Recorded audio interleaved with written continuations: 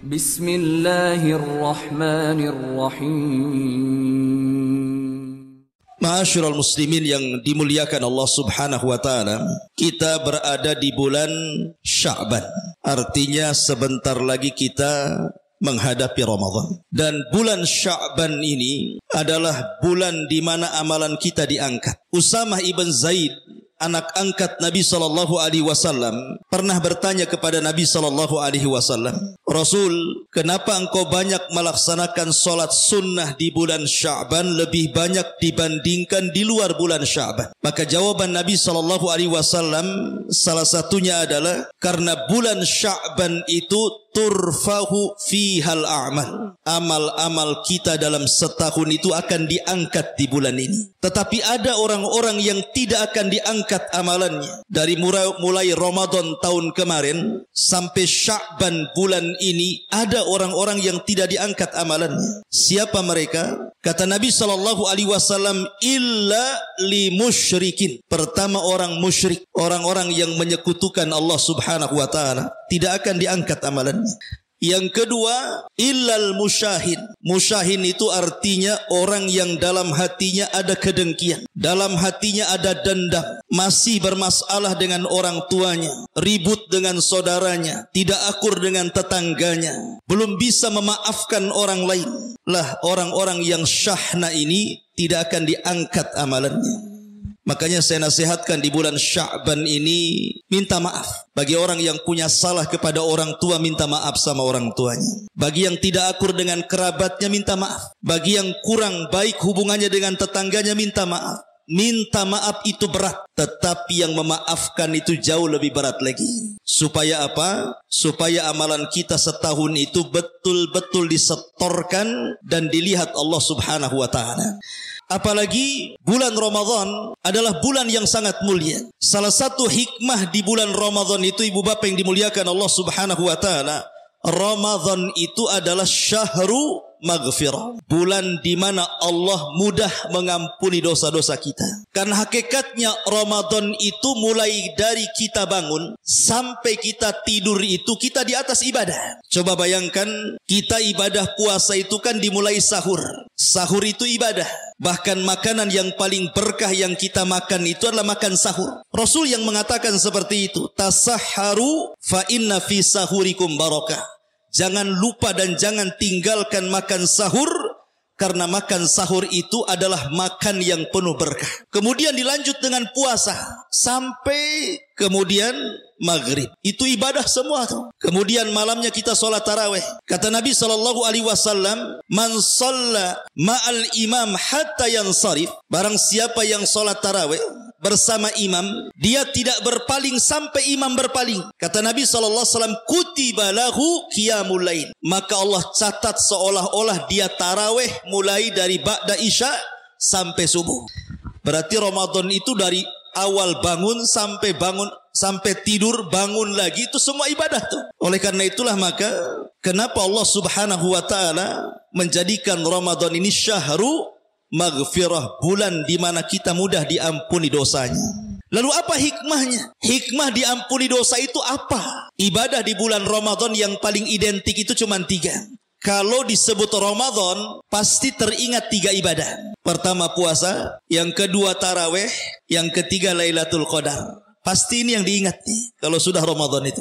3-tiganya menyebabkan dosa kita diampuni. Dan itu disebutkan dalam 3 riwayat yang disebutkan dalam kitab Sahihaini, riwayat Bukhari dan Muslim. Pertama, Nabi mengatakan, man shoma Ramadhanan imanan wahtisaban ghufira lahu ma taqaddama min dambi. Barang siapa yang puasa Ramadan, yakin dengan perintahnya, mengharap dengan pahalanya, Allah ampuni dosa-dosanya. Ini satu riwayat. Yang kedua, man qama Ramadhanan imanan wahtisaban ghufira lahu ma taqaddama min dambi. Barang siapa yang salat tarawih yakin dengan perintahnya dan yakin akan pahalanya, Allah akan ampuni dosa-dosanya. Yang ketiga, Rasul mengatakan, man qama lailata qadrin imanan wahtisaban ghufira lahu ma taqaddama min dambi. Barang siapa yang menghidupkan malam Lailatul Qadar penuh dengan iman dan mengharap pahala Allah, Allah ampuni dosa-dosanya. Lihat, Puasa mengampuni dosa. Tarawih mengampuni dosa. Menghidupkan malam Lailatul Qadar menjadikan dosa kita diampuni. Maknanya di sini Ramadan syahrul maghfirah, bulan di mana dosa kita mudah diampuni. Lalu apa hikmahnya? Coba perhatikan. Dulu ada dari kalangan jin itu seseorang jin yang sangat soleh namanya Ajazil. Ajazil ini tidak ada namanya di Quran, tidak ada pula dalam hadis. Tetapi dalam kisah-kisah Israiliyat disebut bahwa ada jin yang paling soleh zaman dulu, itu namanya Ajazil. Saking solehnya Ajazil ini, karena dunia jin pada saat berada di permukaan bumi belum ada manusia, dia bisa mentertibkan kalangan jin sehingga jin-jin yang jahat itu bisa disadarkan, yang tidak sadar dibunuh, yang kemudian sebagian mereka dipenjara ke hutan-hutan dan ke laut-laut. Akhirnya Allah Subhanahu wa taala angkat Ajazil ini ke langit, dijadikan oleh Allah pembendaharaan sorga. Masuk dia ke sorga. Ketika Allah Subhanahu wa taala menciptakan Nabi Adam alaihi salam, tiba-tiba Ajazil ini hasad. Jangan-jangan Allah hendak menciptakan makhluk yang mau menggantikan aku sehingga aku dikeluarkan dari sorga, dia pula masuk sorga, katanya. Sejak itulah Ajazil mulai jahat. Ketika betul-betul Allah Subhanahu wa taala menciptakan Adam, maka Allah Subhanahu wa taala menyuruh Ajazil itu hadir dalam sebuah momen di mana Allah akan meniupkan ruh kepada Adam. Semua malaikat hadir di situ. Allah Subhanahu wa taala firmankan dalam Al-Qur'an, "Wa idz qala rabbuka lil malaikati isjudu li Adam fasajadu illa iblis." Dan ingatlah ketika Rabbmu mengatakan kepada para malaikat, sujud kalian kepada Adam. Semua malaikat sujud kecuali iblis. Iblis inilah nama lain daripada Ajazil. Jin yang soleh menjadi jahat karena maksiat kepada Allah Subhanahu wa taala. Apa konsekuensinya? Diusir dari sorga. Jadi Ajazil itu kesalahannya satu, tidak mau sujud kepada Adam karena hasad. Akhirnya dikeluarkan dari sorga. Fakhruj minha fa innaka rajim. Keluar wahai iblis, engkau dikutuk dari sorga ini. Lihat akibat dosa, dikeluarkan dari sorga.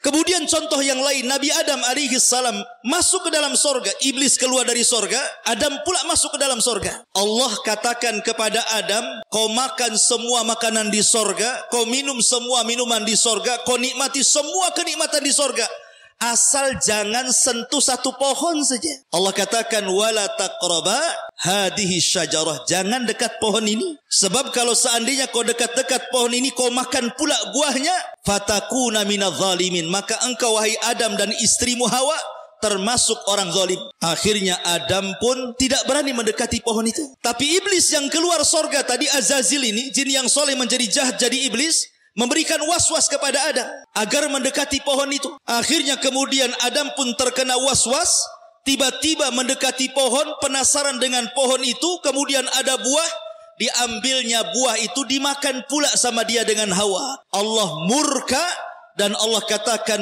kulnah bitu minha jami'ah, keluar kalian semua dari sorga.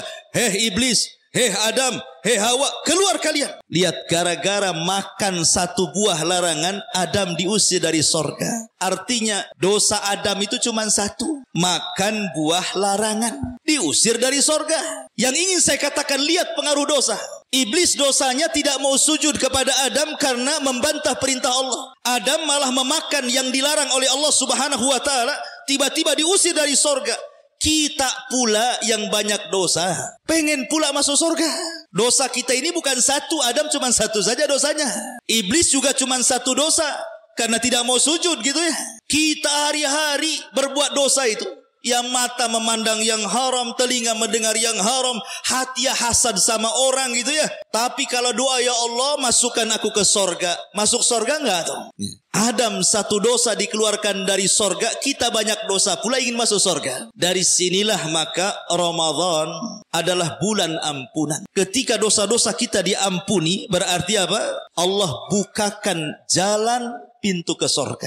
Makanya di awal Ramadan Nabi SAW mengatakan apa? Atakum Ramadan. Ramadan telah datang kepada kalian. Syahrun mubarakun, bulannya penuh berkah. Faradallahu alaikum siyamahu, Allah wajibkan puasa kepada kalian. Tuftahu fiha abwabul jannah, Allah buka pintu-pintu sorga. Wa tughlaqu fiha abwabun niran, Allah tutup semua pintu neraka. Wa sulsilati syayatin, dan setan-setan diikat dan diborgol. Lihat, Ramadan membuka pintu sorga. Dan di awal Ramadan, pintu-pintu sorga itu dibuka. Pintu sorga itu, jangan dibayangkan betapa besarnya Bapak Ibu yang dimuliakan Allah Azza wa Jalla. Rasul mengatakan daun pintu dari ujung ke ujung, itu kan ada pintu tuh. Ada daun pintunya dari ujung ke ujung itu, jaraknya antara Mekah dan Hajar. Hajar itu di sana di Irak, di Syam. Itu daun pintunya tuh. Lebarnya kayak gitu tuh daun pintunya tuh. Berarti pintu sorga itu kan luas gitu. Daun pintunya saja jaraknya antara Mekah dan Syam. Negeri Syam sana. Macam mana pintunya tuh kalau daun pintunya selebar itu. Dan ketika pintu itu dibuka, maka Allah Subhanahu wa Ta'ala memerintahkan satu malaikat di pintu-pintu sorga itu. Kemudian menyeru apabila datang bulan Ramadan. Apa malaikat ini berteriak? Ya bagil khairi akbil, wa ya bagi syarri bagi syarri adbir. Wahai orang-orang yang mencari kebaikan di bulan Ramadan, masuk sini. Wahai orang-orang yang mencari keburukan di bulan Ramadan, enyah, jangan dekat-dekat pintu ini. Lihat, setiap hari malaikat penjaga pintu sorga memanggil-manggil kita. Masuk gitu. Itulah Ramadan. Jadi Ramadan adalah bulan maghfirah. Oleh karena itulah, maka saya nasihatkan, karena Ramadan adalah bulan maghfirah. Yang menghalangi ampunan Allah Subhanahu wa Ta'ala adalah ketika kita tidak mau bertobat. Maka ini ada kesempatan mumpung masuk bulan Ramadan. Ayo sama-sama kita bertobat. Dari sekarang kita meninggalkan yang haram dan berusaha untuk menjalankan perintah Allah Subhanahu wa Ta'ala. Latih, ya. Seperti umpamanya bulan Ramadan itu kan bulan Al-Quran tuh. Karena Ramadan bulan Al-Quran, dari sekarang kita baca Quran. Sebab sehebat apapun bapak ibu bisa baca Quran ini lancar. Tapi kalau 1 tahun Al-Quran tidak pernah dibuka, tiba-tiba awal Ramadan ambil mushaf kemudian dibaca, saya yakin gak akan lancar tuh bacanya. Pasti ngulang lagi dia, ya kan? Tapi kalau orang setiap hari baca Quran, ketika masuk Ramadan, biasa dia mengalir tuh bacaannya. Sehingga memungkinkan dia menghatamkan Al-Quran dalam Ramadan. Tapi kalau masih meraba-raba atau ya masih nyambung-nyambung huruf, kapan hatamnya Quran itu? Makanya sekarang inilah, kalau kita ingin menghatamkan Quran di bulan Ramadan, biasakan baca Quran dari sekarang. Biasakan puasa sunnah dari sekarang. Puasa sunnah itu kan ada Senin Kemis, ada puasa Daud, ada puasa Ayyamul Bid gitu ya. Kalau di bulan Sya'ban kita tidak membiasakan lapar, tidak membiasakan dahaga, saya yakin masuk Ramadan kaget bu. 1 tahun gak pernah puasa nih, tiba-tiba masuk Ramadan tahu-tahu nahan lapar, nahan dahaga. Wah, kaget semuanya, perutnya kaget, tenggorokannya kaget, kasur pun ikut kaget, tidur saja dia. Ya. Makanya kenapa ketika seseorang membiasakan menahan lapar dan dahaga di bulan Sya'ban, masuk Ramadan tenang-tenang saja dia puasa, sudah terbiasa lapar, sudah terbiasa dahaga, ya. Sehingga dia tidak mempengaruhi puasanya dan dia bisa melakukan aktivitas ibadah yang lain di luar daripada ibadah puasa. Kan mantap tuh. Sehingga tidak disibukkan mikirin lapar dan dahaganya saja gitu ya. Karena sudah terbiasa. Terbiasa bangun tengah malam, tahajud ketika Ramadan, sudah terbiasa. Maka biasakan yang baik sekarang supaya masuk Ramadan kita mendapatkan hasilnya. Ma'asyiral muslimin yang dimuliakan Allah Azza wa Jalla. Ini yang pertama, Ramadan itu syahrul al-maghfirah. Yang kedua, Ramadan itu syahrud doa. Bulan di mana doa kita ini mudah dikabulkan, Bapak Ibu yang dimuliakan Allah Azza wa Jalla. Kalau di hari-hari biasa, kalau doa ingin dikabulkan itu nunggu waktu. Di antaranya antara qomat dan azan. Itu waktu mustajab doa namanya. Kemudian nunggu hari Jumat. Antara asar sampai maghrib di hari Jumat itu, itulah mustajab doa kalau ingin berdoa di situ. Atau nunggu hujan, karena hujan itu membawa rahmat. Kalau orang berdoa saat hujan mustajab tuh. Atau nunggu sepertiga malam akhir, itu mustajab tuh doanya. Tapi Ramadan tidak nunggu waktu-waktu kayak gitu. Mau pagi doa, mau siang doa, mau sore doa, mau malam doa, mau sepertiga malam doa. Itu dari mulai terbit matahari sampai terbit fajar, itu semua waktu mustajab doa. Kenapa? Perhatikan ayat yang disebutkan dalam Al-Quran. Allah Subhanahu wa Ta'ala berfirman dalam surah Al-Baqarah, "Wa idza sa'alaka ibadi anni fa inni qarib ujibu da'watad da'i idza da'an falyastajibuli wal yu'minu bi la'allahum yarshudun. Apabila hamba-hambaku bertanya soal aku wahai Muhammad, katakan aku dekat, kata Allah. Aku yang mengijabah setiap doa orang yang berdoa kepadaku. Maka penuhilah seruanku, berimanlah kepadaku agar kalian mendapatkan petunjuk. Ayat ini, kalau ibu bapa baca Quran, tengok, periksa ayat ini di mana letaknya. Ayat ini terletak dalam surah Al-Baqarah. Sebelum ayat ini bicara tentang Ramadan. Syahrul Ramadan alladzi unzila fihil Quran. Setelah ayat ini bicara soal Ramadan juga. Uhillat lakum lailatas siyam, dihalalkan bagi kalian di malam hari bulan Ramadan suami istri boleh berhubungan. Artinya ayat tentang istijab doa itu diletakkan oleh Allah terjepit di antara dua ayat yang bicara tentang Ramadan. Ayat sebelumnya bicara Ramadan, ayat setelahnya bicara Ramadan. Tengah-tengahnya ini ayat soal pengabulan doa. Kata ulama tafsir, seolah-olah Allah ingin katakan bahwa Ramadan itu satu bulan adalah bulan di mana kita mustajab doa. Maka berdoalah di bulan Ramadan. Sehingga para ulama mengatakan, walaupun satu Ramadan ini mulai dari terbit matahari sampai terbit fajar itu adalah bulan mudah doa itu dikabulkan, tapi yang ingin saya nasihatkan, jangan tinggalkan 3 waktu. Ini sangat mustajab lagi doa. Ingat ibu bapak ya, ada 3 waktu di bulan Ramadan itu. Kalau ibu bapak berdoa itu paling dan sangat mustajab doa, maka jangan pernah tinggalkan. Dan ini hanya ada di bulan Ramadan. Pertama, menjelang berbuka. Minimalnya 5-10 menit menjelang berbuka itu waktu yang sangat-sangat mustajab. Nabi SAW bersabda, "Lis-shaimi farhatan." Bagi orang yang berpuasa itu ada 2 kebahagiaan. Bahagia saat dia berbuka, farhatun inda fitri wa farhatun inda liqa'i rabbih, dan bahagia ketika berjumpa dengan Allah. Dan dalam riwayat, lis-shaimi da'watun la turad. Bagi orang yang berpuasa itu ada doa yang tidak mungkin ditolak Allah. Kapan itu? Inda fitri, saat seseorang yang berpuasa hendak berbuka. Itu waktu sangat mustajab itu. Jangan tinggalkan. Jadi saya nasihatkan ibu bapak, sudah jangan sibukkan nih. 5 menit lagi mau azan maghrib tuh. Duduk rapi-rapi, angkat tangan tinggi-tinggi, berdoa. Apa doanya? Para ulama mengatakan bahwa setiap malam di bulan Ramadan, Allah itu memerdekakan kita dari api neraka. Setiap hari di bulan Ramadan. Coba bayangkan ya, kalau seandainya saya atau mungkin ibu bapak atau di antara kita di malam hari bulan Ramadan, 1 malam saja selama 1 bulan itu kita dicatat oleh Allah Subhanahu wa taala termasuk hamba yang tidak akan masuk neraka, termasuk hamba yang dibebaskan oleh Allah dari api neraka, maka selamanya ibu bapak tidak akan masuk neraka.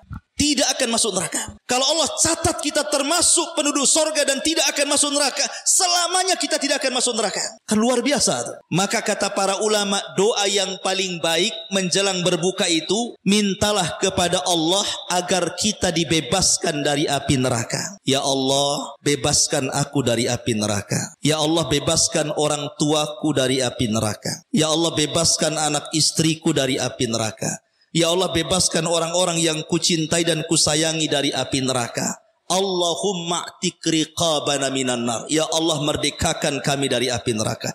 Itu doa yang diajarkan. Kapan dibaca? Menjelang berbuka. Karena di zaman sekarang ini, kalau menjelang berbuka itu bukan disibukkan doa tuh. Disibukkan apa kira-kira? Disibukkan dengan makanan yang berbagai macam. Disibukkan dengan minuman yang berbagai warna gitu ya. Disibukkan dengan pegang remote. Mana channel yang paling cepat azannya. Aneh tuh. Ya. Oh, di Lingga belum azan, cari TV Jakarta. Di sana duluan azannya. Jadi bukan disibukkan dengan doa gitu ya. Disibukkan dengan makan mau iftar itu. Tolong 5 menit saja jadilah sebelum maghrib. Angkat tangan. Minta agar Allah bebaskan kita dari api neraka. Sebab kalau Allah takdirkan salah satu di antara kita terbebas dari api neraka, tidak akan masuk neraka sampai kiamat. Ini yang pertama. Yang kedua, saat sahur. Nabi SAW bersabda, Yanzilu Rabbuna ila sama'i dunya fi kulli thuluthil laylil akhir. Wa dhalika kulla laylatin. Faqala Allahu azza wa jal ala abdihi, man yad'uni fa astajibalah. wa man yas'aluni fa'utiyah, wa man yastaghfiruni fa'aghfiralah. Kata Nabi SAW, Allah itu turun di sepertiga malam akhir memandang hambanya. Kemudian Allah berfirman, wahai hamba-hambaku, siapa yang berdoa ku kabulkan, siapa yang minta ku kasih, siapa yang minta ampun ku ampuni dosa-dosanya. Dan itu setiap malam di sepertiga malam akhir, Allah menawarkan ampunannya, Allah menawarkan istijab doanya, Allah menawarkan kekuasaannya kepada hambanya. Kalau di luar Ramadan, saya nggak yakin kita bisa bangun di sepertiga malam itu. Ada yang bangun, habis kencing tidur lagi. Rupanya hanya untuk kencing saja karena kedinginan. Tapi di bulan Ramadan, saya yakin ibu, bapak, anak muda, anak kecil mesti bangun tuh waktu sahur itu. Nggak bangun dibangunkan, ya kan? Minimal masjid itu sudah teriak-teriak sahur, sahur. Mau tidak mau bangunlah kan itu ya. Artinya setiap hari di bulan Ramadan waktu sahur itu sepertiga malam itu waktu sahur itu. Itu waktu mustajab doa itu. Maka saya nasihatkan ketika sahur itu jangan perhatian kepada makan sahur saja. Iya, makan sahur berkah. Tapi tolong waktu sahur 5 menit jadilah angkat tangan tinggi-tinggi minta kepada Allah agar kita dibebaskan dari api neraka setiap hari, ya. Atau minta yang lainnya, minta dimasukkan ke sorga, minta berkah kepada Allah, minta agar dosa kita diampuni, minta supaya keluarga kita disehatkan, minta supaya keluarga kita diistiqomahkan, dan begitu seterusnya. Artinya waktu sahur semua orang bisa bangun tuh. Itu waktu mustajab tuh. Kemudian yang ketiga, saat menjelang setelah subuh sampai menjelang matahari terbit. Itu waktu berkah tuh. Kata Imam Ibnul Qayyim, ibu bapak yang dimuliakan Allah Azza wa Jal, siapa yang tukang tidur selepas subuh sampai terbit matahari, bukan karena uzur lain. Kalau uzur yang umpamanya malamnya begadang nyari ikan gitu ya, kelelahan capek akhirnya habis subuh dia tidur, bukan karena uzur, memang dia tukang tidur gitu ya, habis subuh langsung tidur gitu. Siapa yang tidur habis subuh sampai terbit matahari, tidak diberkahi keluarganya, tidak diberkahi pekerjaannya, tidak diberkahi kehidupannya. Mana dalilnya? Nabi SAW bersabda, Allahumma barik li ummati fi bukuriha. Ya Allah, berkahi umatku di waktu paginya. Kapan waktu pagi di sini maksudnya? Setelah subuh sampai terbit matahari. Saya nasihatkan jangan tidur. Kalau mau tidur nunggu matahari terbit. Setelah terbit silahkan tidur. Itu waktu berkah tuh. Ustaz, berkah itu apa sih sebenarnya? Kenapa kok waktu itu sangat berkah sekali? Saya analogikan ibu bapak ya biar mudah. Apa sih makna berkah itu? Di dunia ini Allah Subhanahu wa ta'ala ciptakan 2 binatang. 1 kambing, 1 anjing. Kambing, anjing. Binatang yang paling banyak disembelih itu binatang apa? Kambing. Akekah nyembelih kambing, takkan nyembelih anjing. Orang walimah kata Rasul, aulim walau bisyat, sembelih walaupun seekor kambing. Walimah nyembelih kambing. Kalau ada walimah nyembelih anjing gak akan datang, gak mau makan juga orang. Beli sate kambing. Nah, kalau non muslim lain lah ceritanya, kita kan orang Islam ya. Jadi Idul Adha kambing lagi sasarannya. Orang akekah kambing lagi disembelih. Coba, kambing ini sasaran penyembelihannya banyak tuh. Tetapi Allah takdirkan walaupun tukang sate nyembelih kambing, orang walimah nyembelih kambing, Idul Adha nyembelih kambing, orang akekah nyembelih kambing, kadang-kadang di warung-warung itu juga pakai makan daging kambing. Subhanallah, kambing itu tidak pernah punah. Kambing itu ada terus. Harusnya kambing itu kan populasinya hilang kan, disembelih tiap hari kan gitu ya. Tapi kok nggak habis-habis tuh kambing itu? Kok ada terus kambing itu? Apalagi dulu ada tahu-tahu banyak aja kambing tuh. Dari mana tuh kambing tuh? Coba anjing. Anjing itu tidak disembelih. Kecuali non-muslim tidak semua juga suka makan anjing kan. Artinya bahwa tapi anjing itu jumlahnya tidak banyak. Makin hari makin hilang anjing itu. Ya ada anjing itu tetapi tidak sebanyak kambing. Padahal disembelih tiap hari kambing itu. Itulah makna berkah. Makna berkah itu tidak habis-habis. Kenapa kambing itu binatang berkah? Kenapa anjing itu binatang tidak berkah? Gini loh ya. Saya tanya ibu bapak. Kambing itu kalau malam begadang atau gentayangan? Kambing loh ya. Kambing itu kalau malam itu begadang atau tidur? Biasa tidur ya. Nggak ada kambing itu jalan-jalan malam-malam. Saya nggak pernah lihat ada kambing jalan-jalan. Biasanya kalau kambing itu malam tidur dia. Bangunnya kapan? Subuh. Habis subuh bangun tuh kambing. Jadi kambing itu malam tidur, kalau habis subuh bangun. Ketika berkah turun, bangun dia. Makanya kambing itu binatang diberkahi, tidak pernah habis-habis tuh. Pertanyaan yang kedua, anjing. Kalau malam tidur atau keluyuran? Anjing itu kalau malam tidak ada yang tidur. Kalau di Batam itu, ya, ada namanya Nagoya. Kalau malam ke Nagoya itu anjing-anjing. Ya. Jadi keluyuran kemana-mana. Tidurnya kapan anjing? Habis subuh tidur dia. Ketika berkah turun, anjing pula tidur. Makanya tidak diberkahi. Pertanyaannya, mau jadi anjing kah jadi kambing? Ya enggak mau lah kedua-duanya. Cuman maksudnya di sini, inilah makna berkah di sini. Kenapa kambing tidak habis-habis? Karena diberkahi. Kenapa anjing populasinya tidak banyak? Karena tidak diberkahi. Artinya orang kalau diberkahi, maka akan ditambah nikmatnya, ditambah kesehatannya, ditambah hartanya, ditambah semuanya, berkah kebaikannya.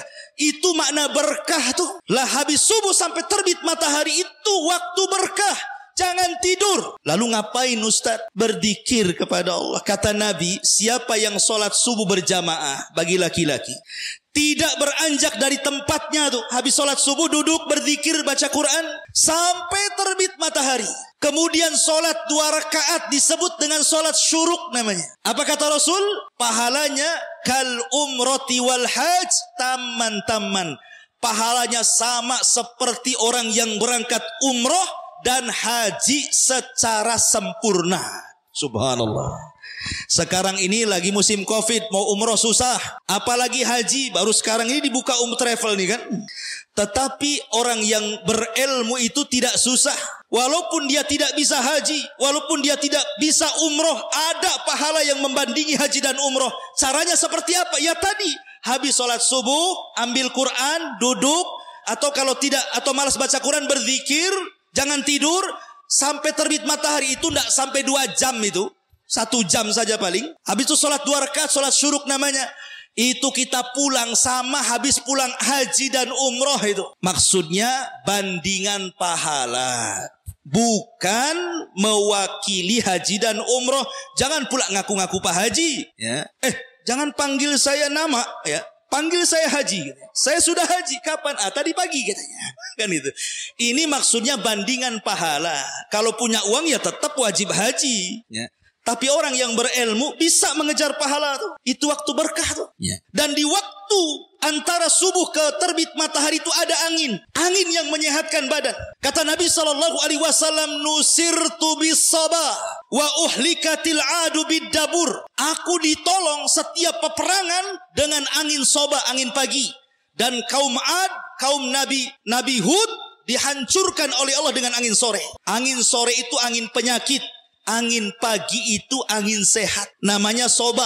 Maka ibu-ibu nih, kalau habis sholat subuh ke masjid, pulang bu, tolong sampai di rumah buka jendela, buka pintu, biar angin soba masuk. Itu angin berkah tuh. Ini mah enggak, habis sholat subuh pulang tutup pintu, pulang tutup jendela, gordennya warna hitam, ya gelap lagi lah rumah itu. Malam lagi tidur lagi kan. Ya. Kapan berkahnya? Jadi pulang habis subuh buka pintu, kecuali hujan, ya kan? Kalau maksudnya kalau cuaca bagus, buka jendela biar angin soba itu masuk. Karena ini angin yang menolong Rasul dalam setiap peperangan. Rasul itu kalau nyerbu musuh enggak pernah di waktu siang, enggak pernah di waktu malam. Dia nunggu subuh. Kalau dia dengar suara azan enggak akan diserbu. Oh, itu daerah Islam. Kalau tidak mendengar suara azan maka diserbunya. Rasul tuh kalau menyerang mesti di waktu subuh. Makanya Allah mengatakan wal adiyati dhabha fal muriyati qadha fal mugirati subha. Fal mugirati subha. Kalau nyerang subha di waktu subuh. Itulah Nabi. Waktu berkah waktu subuh itu. Jangan tidur, buka jendela, buka pintu biar dia masuk. Anak-anak jangan dibiarkan tidur, bangunkan. Itu waktu berkah. Lah, di luar Ramadan ini waktu berkah, banyak berdoa tuh antara subuh ke terbit matahari itu. Karena Ramadan lah syahrul doa. Ini yang kedua.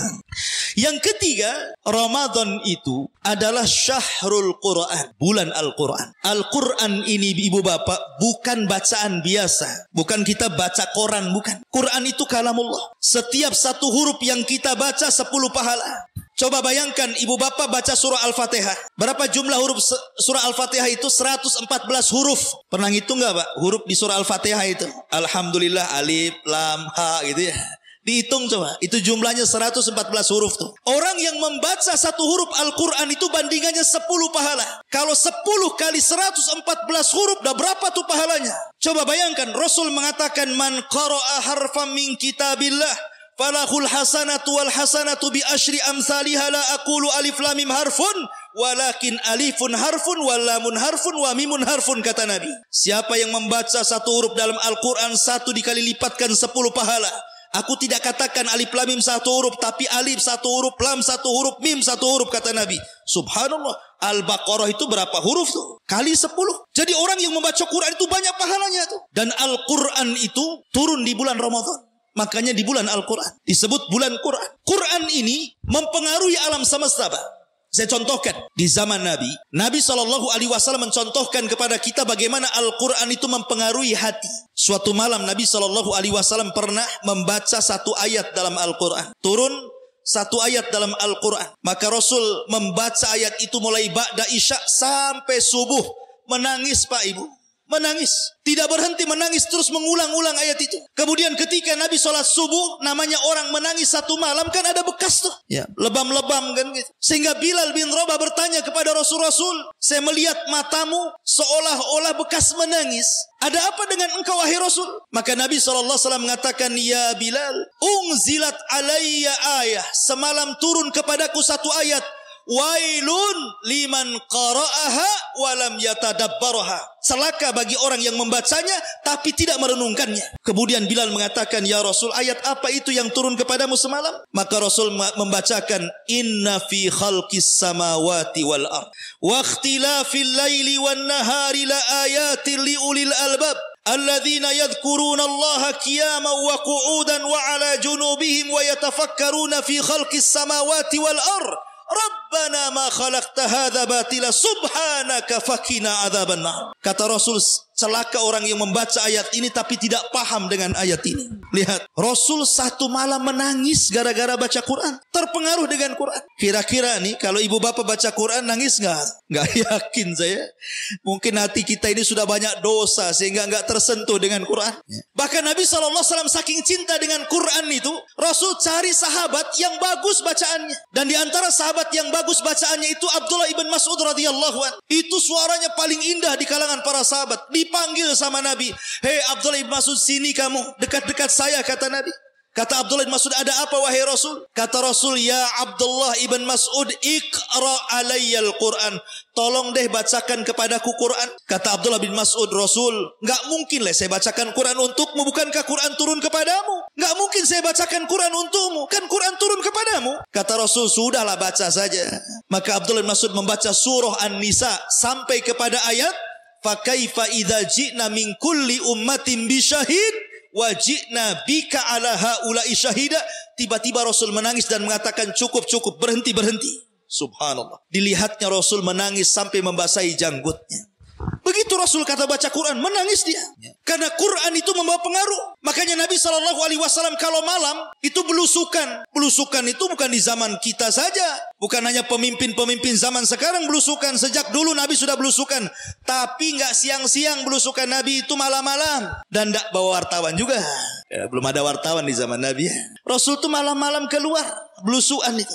Untuk apa coba? Untuk mendengarkan Al-Quran yang keluar dari rumah para sahabat. Dulu di zaman Nabi tidak ada rumah kecuali malam-malam ada bacaan Quran. Karena kebiasaan para sahabat kala malam hari tahajud. Dan bacaan mereka dikeraskan. Sehingga tidak ada satupun rumah kecuali keluar suara Al-Quran. Pertanyaannya, kalau sekarang kira-kira suara apa tuh? Di rumah-rumah kaum muslimin itu. Kalau nggak dangdut, rock ya. Kalau nggak rock ya mungkin apa itu? Sinetron drakor itu ya. Drama Korea. Itu yang keluar dari rumah itu ya. Zaman sekarang ini. Kalau zaman dulu, Quran tuh yang keluar. Jadi Nabi SAW terus menyusuri sepanjang rumah-rumah orang Ansar di Madinah. Dari masing-masing rumah keluar Al-Quran. Tiba-tiba ada satu rumah, Rasul takjub, bacaannya indah sekali. Langsung Rasul duduk di samping rumah itu. Didengarnya Rasul, para sahabat yang di rumah itu membaca Quran sampai tidak sadar saking indahnya, hampir mendekati waktu fajar. Rasul langsung bergegas. Kenapa? Takut ketahuan para sahabat. Langsung ke masjid. Habis sholat subuh, Rasul memanggil sahabat yang semalam didengarkan bacaannya. Rupanya sahabat itu namanya Abu Musa al-Ash'ari radhiyallahu anhu. Dipanggil, "Hei Abu Musa, ke sini. Semalam aku mendengarkan bacaanmu luar biasa. Suaramu kamizmar min mazamiri Ali Daud. Persis seperti Daud kalau baca Zabur. Enak sekali." Tiba-tiba menangis Abu Musa al-Ash'ari dan mengatakan, "Ya Rasulullah, kalau aku tahu engkau mendengarkan suaraku semalam, la habartuka tahbira. Tentu aku akan perindah lagi suaraku karena supaya engkau tahu tentang suara Qur'anku." Ya, itulah Rasul mencari-cari orang yang membaca Qur'an. Sekarang ini subhanallah, jarang saya mendapatkan orang kalau masuk masjid ada orang baca Qur'an, itu ya 1-2 adalah. Ya. Kalau dulu masjid-masjid itu susah dapat Quran itu, walaupun ada Quran itu mesti sobek-sobek. Kalau zaman dulu tuh di masjid-masjid itu ya, kadang-kadang berserak-serak tuh sobekannya. Kenapa? Sering dibaca. Kalau sekarang itu rapi di lemari Quran itu, sudah 3 tahun nggak ada yang sobek Quran itu. Lah kenapa? Ya. Yang lebih hebat lagi, kadang-kadang kalau nikah maharnya pula seperangkat alat sholat plus mushaf Quran gitu ya. Nggak dibaca juga tuh. Lah kenapa sih? Pertanyaannya. Pada Nabi SAW di zaman itu luar biasa. Bacaan Quran itu sekarang Allah mudahkan. Sekarang percetakan Al-Quran, nyetek Quran semuanya. Bahkan handphone sekarang ini. Ya sekarang kan zaman teknologi nih, handphone nih. Ada Qurannya. Tinggal Play Store, klik di situ Quran, keluar programnya Quran tuh 30 juz di situ. Hendak juga dibaca Quran dari handphone. Yang dibaca WA, Instagram, Facebook, macam-macam di situ ya. Tahap apa yang dilihat itu? Kalau dulu habis sholat, ambil Quran baca. Ini enggak. Assalamualaikum, ambil handphone baca WA. Subhanallah ya. Itulah orang sekarang ya. Makanya dapat hidayah susah. Kenapa? Karena Quran sudah diganti dengan aplikasi yang lain. Kadang-kadang lagi husu baca Quran tuh. Belum selesai baca ayat, datang WA, SMS. Dilanjutkan dengan baca WA, sambungan ayatnya. Kan ada orang kayak gitu itu. Kan gimana orang zaman sekarang kok jadi gini? Ya. Padahal Quran itu hudan, petunjuk. Syahru Ramadhan alladzi unzila fihil Quran hudan linnas. Bulan Ramadan itu bulan diturunkan Quran sebagai petunjuk bagi manusia. Sebagian ahli tafsir, maksudnya petunjuk ini sifat daripada Quran. Quran itu petunjuk. Ada juga yang mentafsirkan yang dimaksud petunjuk itu Ramadan itu sendiri adalah petunjuk. Maksudnya bagaimana Ramadan itu petunjuk begini? Coba perhatikan ibu bapak yang dimuliakan Allah Azza wa Jalla. Kalau masuk bulan Ramadan, tidak ada masjid kecuali penuh. Ya kan? Kalau Ramadan kan masjid penuh-penuh tuh. Kalau dia Ramadan kan nggak penuh ya. Kalau dia masuk awal Ramadan penuh masjid. Bahkan saya pernah melihat ada masjid saking penuhnya. Karena masjidnya kecil. Sampai ngampar terpal itu di tempat sandal itu. Itu di permulaan Ramadan. 1 minggu pertama lah biasanya ya. Nanti minggu kedua mulai itu makin maju sapnya tuh. Minggu ketiga mulai tinggal berapa sap saja. 10 terakhir Ramadan. Nggak jelas tuh. Tah kemana-mana orang. Kalau di Batam saja malah pindah salatnya ke mall biasanya. Artinya bahwa oke lah kita jangan cerita masalah itu. Tetapi 1 tahun 12 bulan. Dari 12 bulan itu masjid yang paling penuh pasti bulan Ramadan. Orang yang baca Quran yang banyak baca itu pasti Ramadan. Oh, semua masjid tadarus. Sampai ada kebablasan jam 2 itu masih ngaji itu. Nggak tidur dia. Entah kaset entah orang tuh jam 2 ngaji itu. Tetapi kan Quran itu tetap dibaca tuh. Orang sedekah banyak di bulan Ramadan itu. Kita kalau puasa Senin Kemis ke masjid nggak ada orang ngasih iftar kan? Coba ya Bapak puasa Senin Kemis ingin buka datang ke masjid nggak ada orang ngantar. Coba kalau Ramadan sedekah semuanya. Oh ada yang ngasih bakwan, ada yang ngasih cireng, ada yang ngasih aqua gelas macam-macam ya kan. Artinya bahwa rangsangan sedekah di bulan Ramadan itu menguat. Semua orang ingin sedekah. Ya. Semua ingin sholat taraweh. Semua ingin sedekah. Semua ingin puasa. Artis-artis yang nggak pakai jilbab saja Ramadan pakai jilbab. Preman-preman yang bertato saja puasa katanya. Kalau ditanya, kamu tak sholat kenapa puasa? Ya jangan sampailah sudah nggak sholat, nggak puasa pula. Banyak kali dosaku kata preman tuh katanya. Preman aja puasa Ramadan itu. Ya. Artinya bahwa Ramadan itu bulan hidayah. Quran tidak banyak dibaca kecuali Ramadan. Masjid dipenuhi kecuali Ramadan. Orang sedekah paling banyak Ramadan. Orang bertobat kecuali di Ramadan. Ramadan itu hidayah. Maka disebut syahrul hidayah, bulan hidayah. Dan Quran juga adalah hidayah. Makanya kalau ingin berubah, berubahlah di bulan Ramadan. Itu mudah. Kalau mau berubah di luar Ramadan berat berat kayaknya. Kenapa? Musuhnya banyak. Setan, hawa nafsu. Itu susah ditaklukkan di luar Ramadan. Dan dua perkara ini yang susah orang itu tobat. Pertama godaan setan. Yang kedua godaan hawa nafsu. Tapi Ramadan dua-duanya kita bisa kalahkan. Hawa nafsu kita kalahkan dengan puasa. Setan kita kalahkan dengan tarawih. Karena tarawih itu baca Quran. Setan itu paling tidak suka mendengar Quran. Apalagi setan di bulan Ramadan diikat. Musuh yang diikat itu mudah untuk dilawan. Artinya malam kita bisa kalahkan setan. Siang kita bisa kalahkan hawa nafsu. Kalau dua-dua faktor orang itu rusak bisa kita kalahkan. Makanya kenapa Ramadan itu orang mudah bertobat. Makanya wajar ketika Allah tutup ayat puasa. La'allakum tattaqun, agar kalian bertakwa. Ustaz, saya sudah puasa, saya sudah taraweh, tapi kok masih juga saya suka bertengkar. Tidak bisa saya menekan hawa nafsu. Ya. Kemudian juga kalau malam juga gitu ya. Belum bisa saya memperbaiki Ramadan itu. Berarti dia belum beres puasanya.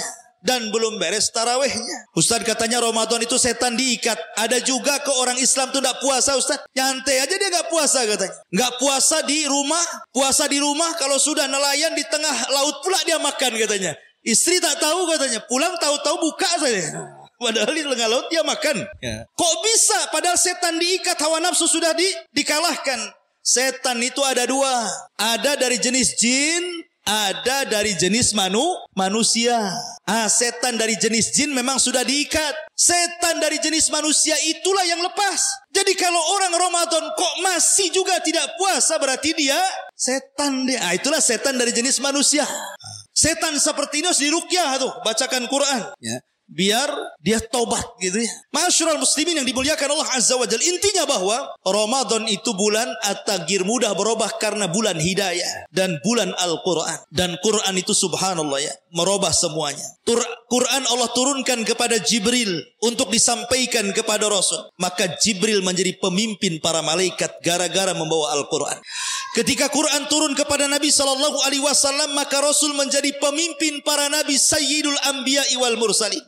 Ketika Quran diturun di kota Mekah, maka Mekah menjadi kota termulia dari seluruh dunia. Ketika Quran turun di bulan Ramadan, maka Ramadan menjadi pemimpin bulan-bulan dalam 12 bulan. Ketika Quran turun di malam Lailatul Qadar, maka malam Lailatul Qadar menjadi pemimpin malam dalam setahun. Coba bayangkan. Quran mengangkat Jibril, Quran mengangkat Nabi, Quran mengangkat Mekah, Quran mengangkat bulan, Quran mengangkat malam.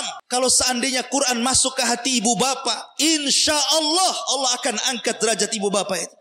Jibril diangkat, Nabi diangkat, Mekah diangkat, bulan diangkat, malam diangkat. Masa kita tidak diangkat gara-gara Quran? Dulu di zaman Umar memanggil salah satu gubernur Mekah ke Asfan. Kemudian Umar bertanya, kau kemari, Mekah dipimpin siapa?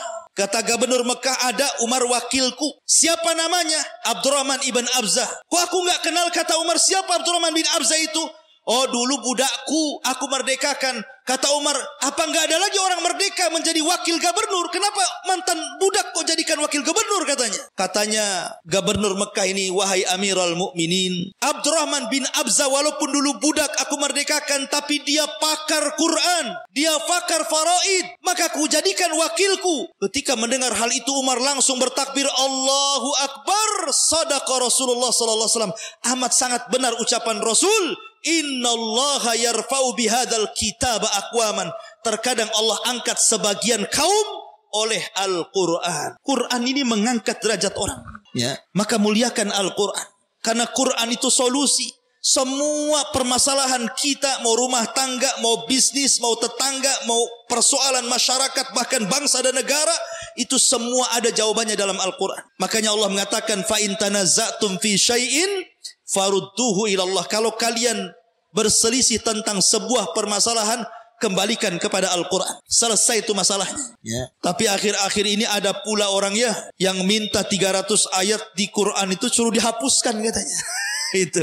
Ini orang ini perlu dicuci otaknya. Dia pikir Quran itu ucapan Nabi, Quran itu ucapan Allah, kalamullah. Tidak ada yang bisa mampu menghapus Quran. Jangan lagi level dia, menteri, presiden, siapapun tidak bisa menghapus Quran. Quran itu Allah jaga. Inna nahnu nazzalna dzikra wa inna lahu lahafidun. Kami yang turunkan Quran, kami yang jaga. Allah langsung yang jaga. Walaupun manusia tidak akan jaga, Allah jaga Quran itu. Mana bisa Quran dihapus-hapus? Siapa ente ini? Allah yang jaga Quran. Makanya Quran itu berbeda dengan kitab-kitab dulu. Orang-orang Yahudi menganggap orang namanya Uzair itu anak Allah, anak Tuhan. Gara-gara apa? Gara-gara Uzair itu hafal Taurat. Karena Taurat itu tidak bisa dihafal. Susah mau orang. Jarang orang Yahudi hafal Taurat itu. Sehingga ketika ada orang namanya Uzair, ada yang mengatakan dia nabi, ada yang mengatakan dia orang saleh di zaman itu hafal Taurat. Orang-orang Yahudi menganggap Uzair itu anak Tuhan gara-gara hafal Taurat. Quran itu anak-anak kecil banyak hafal, ya kan? Lihat di tahfidz Quran itu. Saya punya pesantren tahfidz Quran, anak-anak kecil banyak hafal Quran. Enggak ada juga kita katakan dia anak Tuhan gara-gara hafal Qurannya. Orang Yahudi gara-gara ada orang hafal Taurat dikatakan anak Tuhan. Ini kalau orang Islam yang setiap orang yang hafal Quran dikatakan anak Tuhan, nah, berapa anak Tuhannya itu? Kan itu. Tetapi Allah itu lam yalid walam yulad. Allah tidak punya orang tua. Allah itu ahad dan tidak melahirkan. Allah tidak punya anak. Qul huwallahu ahad, Allahus samad, lam yalid walam yulad walam yakul lahu kufuwan ahad. Tidak ada yang sekupu dengan Allah. Artinya bahwa Al-Quran itu mudah untuk dihafal. Pengalaman waktu saya dulu masih belajar, ibu bapak yang dimuliakan Allah Azza wa Jalla. Dulu waktu saya masih kuliah di Yaman. Di Yaman itu, saya kenal ada orang tua sudah hampir usianya 80 tahun. Dia itu bawabah, penjaga pintu markas. Walaupun dia orang Arab, tidak bisa baca Quran. Jangan sangka orang Arab semua bisa baca Quran, tidak juga. Kalau orang Baduy itu, ada yang nggak bisa baca Quran tuh. Walaupun orang Arab, padahal Quran pakai bahasa Arab tuh ya. Tapi karena keinginan ingin hafal Quran luar biasa orang tua ini, usia 80 tahun. Akhirnya dia melihat santri-santri orang-orang Indonesia yang hafal-hafal Quran itu kepengen, kok aku orang Arab nggak hafal Quran, kok dia orang asing kok hafal Quran gitu ya. Akhirnya dia cita-cita ingin hafal Quran. Caranya apa? Zaman dulu kan ada namanya kaset pita tuh, ya, yang mereknya Sony itu kan ada tuh, pakai kaset gitu ya. Dia beli itu, ya. Beli kasetnya 30 juz dengan sekalian Sony-nya itu. Jadi dia hafal mulai dari Al-Fatihah tuh, dimasukkan kasetnya didengar. Setiap mendengar satu ayat dia ulang-ulang sampai 200-300 kali itu. Pamannya Alhamdulillahirabbil alamin, Alhamdulillahirabbil alamin, Alhamdulillah sampai 300 kali. Setelah hafal baru Ar-Rahman Ar-Rahim. Dihafal lagi 300 kali. Subhanallah. Tidak sampai 10 tahun kakek ini hafal Quran. Hanya mendengar. Ini keajaiban. Makanya Allah mengatakan walaqad yassarnal Qur'ana lidzikri. Kami mudahkan Quran itu untuk diingat. Jadi enggak ada alasan orang itu tidak bisa baca Quran, tidak bisa menghafal Quran itu. Kenapa? Karena dia tidak membaca Quran. Coba kalau hari-hari baca Quran, mudah menghafal Quran itu. Karena di zaman sekarang ini ada orang yang hafal Quran itu bukan nambah hafalan, mindah hafalan. Hari ini hafal surah Qul Huwallah, sudah hafal nih. Besok waduha, kulhunya hilang, waduhanya hafal. Itu ganti hafalan namanya, bukan nambah hafalan ya. Jadi sebenarnya Quran itu mudah dihafal. Makanya nih anak-anak nih yang kecil-kecil nih, Hani arahkan ibu bapaknya supaya jadi generasi Quran. Karena Quranlah yang bisa mengangkat kita semuanya, bisa mengangkat keluarga. Nanti anak-anak yang hafal Quran itu walaupun orang tuanya tidak hafal Quran, dia akan dipanggil di hadapan Allah, kemudian disuruh memegang piala. Nak, letakkan di kepala orang tuamu kelak di sorga. Itu anak yang hafal Quran itu. Disuruh meletakkan piala di kepala bapaknya, di kepala ibunya. Karena anak itu usaha orang tua. Maka syahrul Ramadan adalah bulan Al-Quran.